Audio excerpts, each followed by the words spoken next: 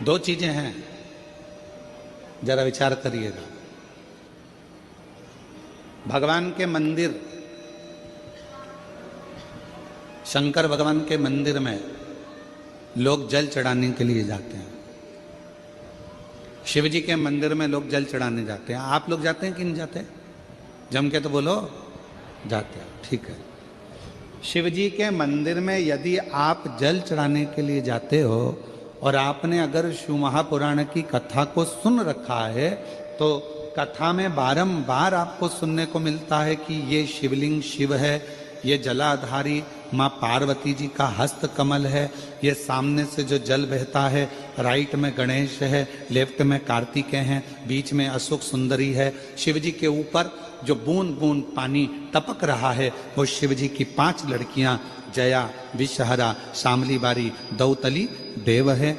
ये सारा पूरा की पूरा स्थान शिव जी के सामने से, जहां से जल बहकर जमीन पर आकर नीचे जाता है, वहां पर 33 कोटि देवता विराजमान हैं। शिव जी की पिंडी पे से जल गिरकर जब नीचे की ओर आता है और जो मोटे भाग से जल नीचे आता है, वहां पर सारी 64 योगिनियां हैं, सारी देवियां विराजमान हैं। अब जो समझ गया वो शिव मंदिर में जाकर ना गणेश जी को ढूंढता है, ना कार्तिकेय को ढूंढता है, ना पार्वती को ढूंढता है। ढूंढेगा क्या? जम के बोलो जरा। नहीं, ना वो कार्तिकेय को ढूंढ रहा है, ना वो श्री गणेश जी को ढूंढ रहा है, ना वो पार्वती को ढूंढ रहा है। अब जिसके दिल में ही शिव नहीं बसा है, जो भगवान शंकर को जान ही नहीं पाया, वो मंदिर में जाकर क्या करता है? एक लोटा पानी लेगा, शंकर जी पे भी चढ़ा देगा, उसी पानी में से गणेश जी को भी चढ़ा देगा, उसी पानी में से पार्वती जी को भी चढ़ा देगा, उसी पानी में से कार्तिकेय जी को भी चढ़ा देगा। अरे भैया, अगर शिव महापुराण की कथा सुनी है तो शंकर की कथा में आता है, जहां शिवलिंग है, जहां शंकर विराजमान है, वहां जल पूर्ण समर्पित कर दो, सारे देवताओं में अपने आप पहुंच जाता है, उसको देना नहीं पड़ता उसको। और ये गलती बहुत सारे लोग करते हैं। आप लोगों से निवेदन है, शिव जी के मंदिर में अगर जल चढ़ाने जाना है आपको, तो पार्वती मैया को अलग से जल नहीं चढ़ाना, कार्तिकेय जी को अलग से जल नहीं चढ़ाना, गणेश जी को अलग से जल नहीं चढ़ाना। किसी भी मूर्ति पर शिव को जल चढ़ाने जाओ तो अलग से किसी मूर्ति पर जल मत चढ़ाओ, ना पार्वती जी को, ना गणेश जी को, ना कार्तिकेय जी को। अगर जल चढ़ाना है तो केवल देव अधिदेव महादेव पर चढ़ाओ, वो जल सारे देवताओं तक अपने आप पहुंच जाएगा, उसको पहुंचाने की जरूरत नहीं है। चलो और सरल भाषा में समझ लो। तुम्हारे घर में तुलसी का पौधा है? हाथ उठाओ जरा, किस किस के यहाँ? सब लोग रख लो। अब ठीक है, रखो। तुलसी के पौधे में पानी कौन कौन देता है? सब देते हो? ठीक है। पत्ते पे देते हो क्या? नहीं। डाली पर देते हो क्या? नहीं। मंजरी पर देते हो क्या? तुलसी में पानी कहाँ दिया जाता है? तुलसी की जड़ में। जड़ में पानी दे दिया तो वो तुलसी के पत्ते पत्ते में पानी पहुंच जाता है, मंजरी में पानी पहुंच जाता है। वृक्ष की जड़ में पानी दे दिया तो वो पानी सब दूर फल में, फूल में, डाली में, पत्ती में, सब जगह पर वो पानी पहुंच जाता है। उसी तरह जैसे जल जड़ में दिया जाता है, पानी जड़ में दिया जाता है, तो वो सब जगह पहुंच जाता है। उसी तरह शिव मंदिर में केवल शंकर भगवान पर जल चढ़ाया जाता है तो वो सब देवताओं तक पहुंच जाता है, सब देवताओं तक।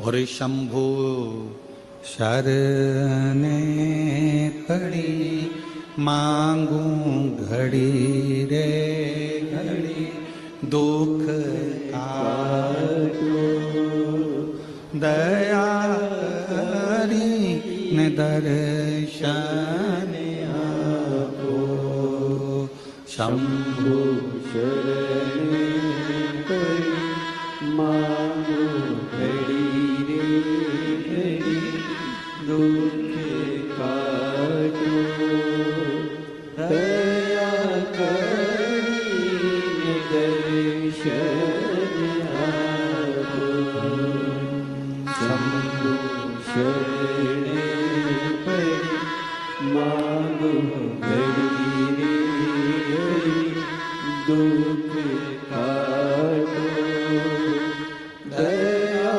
करी दर्शन आपो। आपको अलग से जल देने की जरूरत नहीं है, पत्ते पर अलग से पानी डालने की जरूरत नहीं है, डाली में अलग से जल देने की जरूरत नहीं है। केवल जड़ में पानी दीजिए, फूल में, पत्ती में, फल में, सब जगह पर वो पानी पहुंच जाता है। उसी तरह अगर जल देना है तो शंकर जी के मंदिर में कभी भी जाओ, ना पार्वती जी को पानी चढ़ाना, ना गणेश जी को पानी चढ़ाना, ना कार्तिकेय जी को पानी चढ़ाना। अगर लोटा भर के जल चढ़ाना है तो किस पे? महादेव पर चढ़ाना, शिव।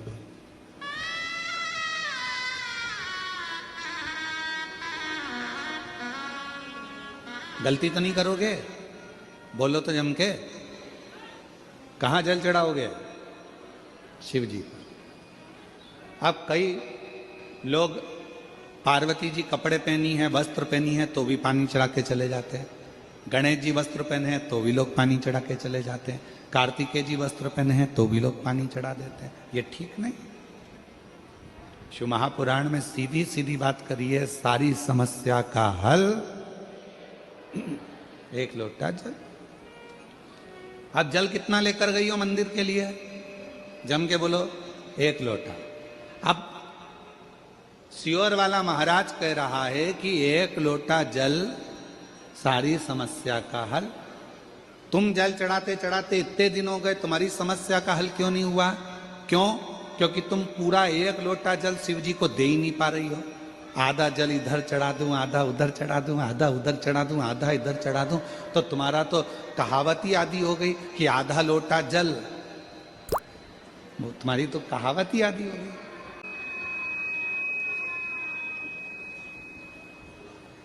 पूरा एक लोटा चढ़ा? अरे बोलो तो जम के। नहीं चढ़ा, नहीं चढ़ा। इधर पार्वती जी को चढ़ा दिया, गणेश जी को चढ़ा दिया, कार्तिकेय को चढ़ा दिया, और फिर शिव जी को जल चढ़ा रही है। या शंकर जी को चढ़ाने के बाद थोड़ा सा बचा कर इधर भी चढ़ा दूं, उधर भी चढ़ा दूं, उधर भी चढ़ा दूं, मन में रख लिया बचा कर। पशुपति व्रत की महत्वता में स्वयं शिव महापुराण में पाशुपत्य अस्त्र, पाशुपत व्रत और पाशुपत योग, तीन चीजों में पशुपति व्रत की महत्वता में यहां तक कहा है कि तुम पशुपति व्रत के लिए अगर कोई मीठा बना रही हो, प्रसाद बना रही हो, तो वो प्रसाद जितना बनाया है वो पूरा की पूरा लेकर मंदिर जाना पड़ता है। बोलो सही है कि गलत है? कढ़ैया में, भगोनी में जितना प्रसाद, हलवा बनाया, खीर बनाई, जितनी बनाई है सब लेकर जाओ, छोड़कर नहीं जा सकते। अगर आधा प्रसाद कढ़ैया में छोड़ दिया और आधा लेकर गए हो तो प्रसाद के दो हिस्से हो गए। भगवान पशुपति व्रत को स्वीकार नहीं करेगा, वो स्वीकार नहीं। बनाओ उतना जितना मंदिर में लेकर जाना है, बनाओ उतना जितना परमात्मा के दरवाजे पर लेकर जाना है। अब हमने क्या करा, बना थोड़ा ज्यादा लिया, आधा रख दिया घर वालों के लिए, बच्चे खा लेंगे इसमें से, पति को दे दूंगी इसमें से, और आधा प्रसाद ले गई मंदिर, मंदिर में ले जाके 3 हिस्से कर दिए। अब विचार करना, मंदिर में ले जाने से पहले प्रसाद के 2 हिस्से हो गए, आधा तो तूने घर में छोड़ दिया, आधा मंदिर में लेकर चली गई, फिर वहां पर जाकर 3 हिस्से हो गए, तो कुल मिला के हो गए 5 हिस्से। तो मतलब ही क्या हुआ फिर उस प्रसाद? और फिर क्या कर रही है, मैंने 4 बार पशुपति व्रत करा गुरुजी, पर ना जाने क्या ऐसा योग बना कि भगवान मेरी सुनता ही नहीं है।